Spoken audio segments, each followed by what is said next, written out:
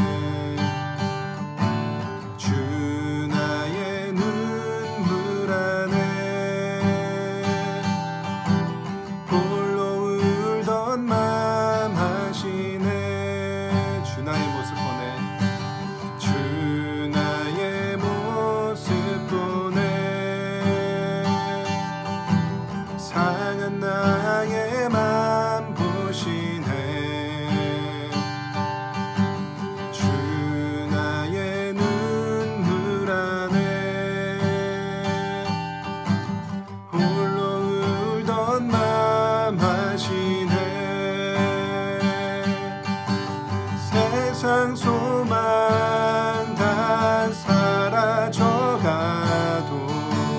주의 사랑은 끝이 없으니 살아가는 이 모든 순간이 주 은혜 힘을 나는 믿네.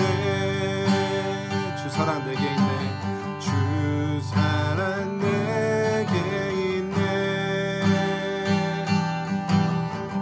사랑이 날 채우네. 주는 내게 있네. 그대로 날 세우네. 세상 소망 다 사라져가도 주의 사랑은 끝이 없으니 살아가는 이 모든 순간이 주 은혜임을 나는 믿네. 세상 소망 다 사라져가도 주의 사랑은 끝이 없으니 살아가는 이 모든 순간이 주 은혜임을 나는 믿네. 살아가는 이 모든 순간이 주 은혜임을 나는 믿네.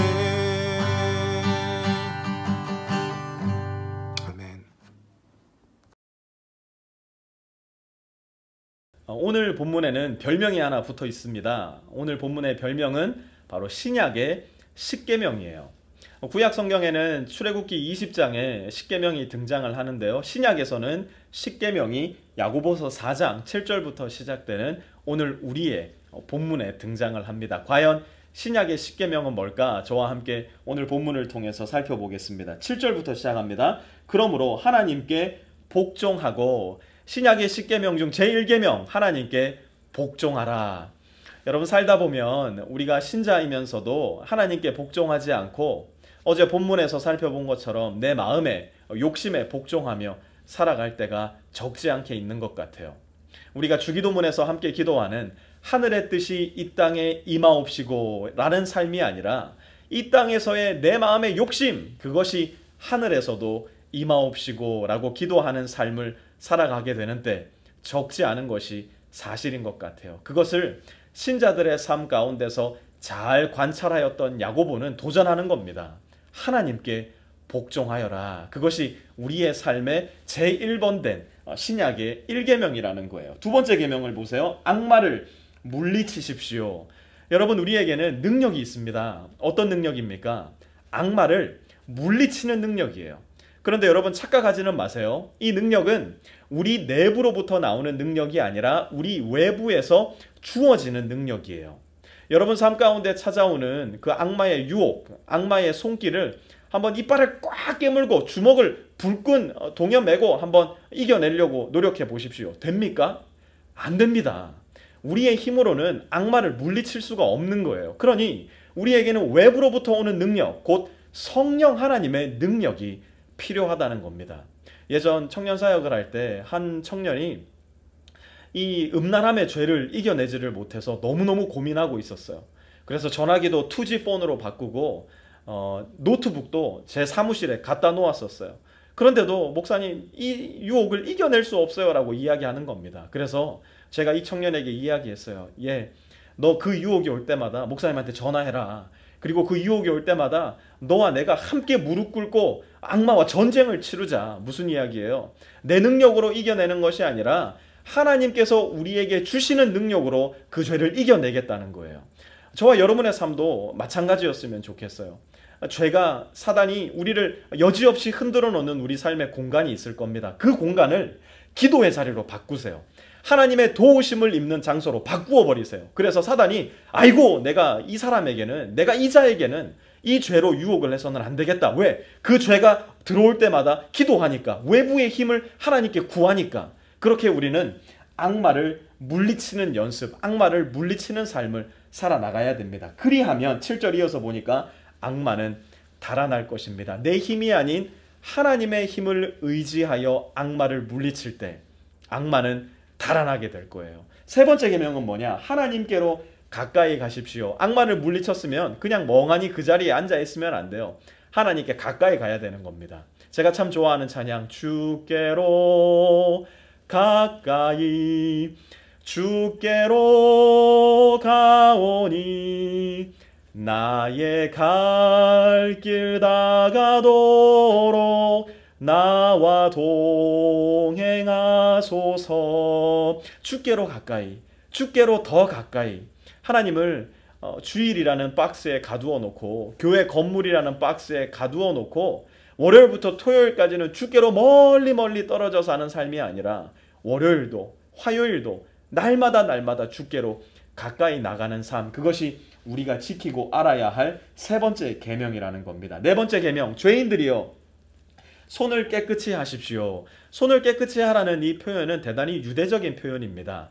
유대인들에게는 정결법이라는 것이 있었죠. 그래서 어디를 가든지 하나님께 예배를 드리기 전에 혹은 밥을 먹기 전에 늘 손을 깨끗하게 씻는 정결 예식이라는 게 있었습니다. 그것을 통해서 혹여라도 나에게 들어와 있는, 나에게 묻어 있는 죄의 때들을 벗겨버린다는 이야기죠. 우리도 마찬가지입니다. 우리는 더 이상 이러한 정결 예법이 존재하지는 않지만 여전히 우리 마음에, 우리 삶에, 우리 영혼에 묻어 있는 죄들을 신중하게 살펴 예수 그리스도 보혈을 의지하여 씻어내는 연습을 계속해서 해나가야 합니다. 5계명, 두 마음을 품은 사람들이여 마음을 순결하게 하십시오. 여러분, 우리는 때때로 오해하고 착각합니다. 내가 내 마음의 욕심을 어느 정도 이루어내면서도 그것을 내 주인으로 삼아가면서도 똑같이 하나님을 주인으로 삼고 살아가는 삶 가능하다라는 착각을 합니다.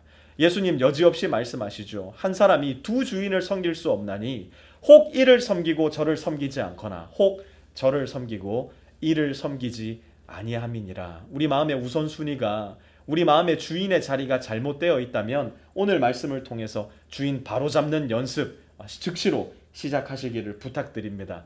9절은 이어서 이렇게 말씀합니다. 여러분은 괴로워하십시오. 6계명입니다. 7계명 보니까요. 슬퍼하십시오. 8계명 우십시오. 9계명 여러분의 웃음을 슬픔으로 바꾸고 기쁨을 근심으로 바꾸십시오.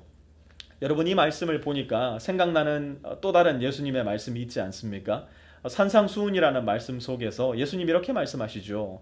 너희 마음이 가난한 자들이여 기뻐하여라. 천국이 너희의 것임이니라. 애통하는 자들이여, 슬퍼하는 자들이여 기뻐하여라.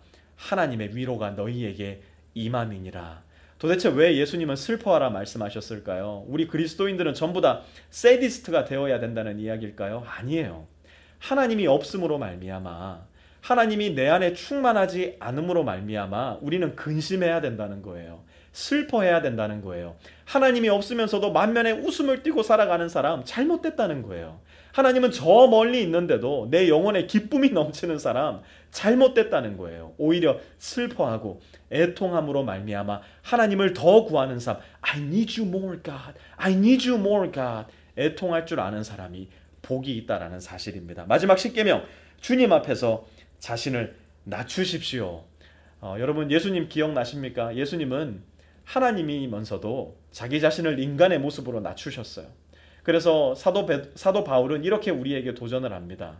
그는 근본 하나님의 본체시나 하나님과 동등됨을 여길 것으로 여기지 아니하시고 그를 낮추사 인간의 모습으로 되시고 더 낮추셔서 십자가에 죽으셨다라고 이야기를 합니다.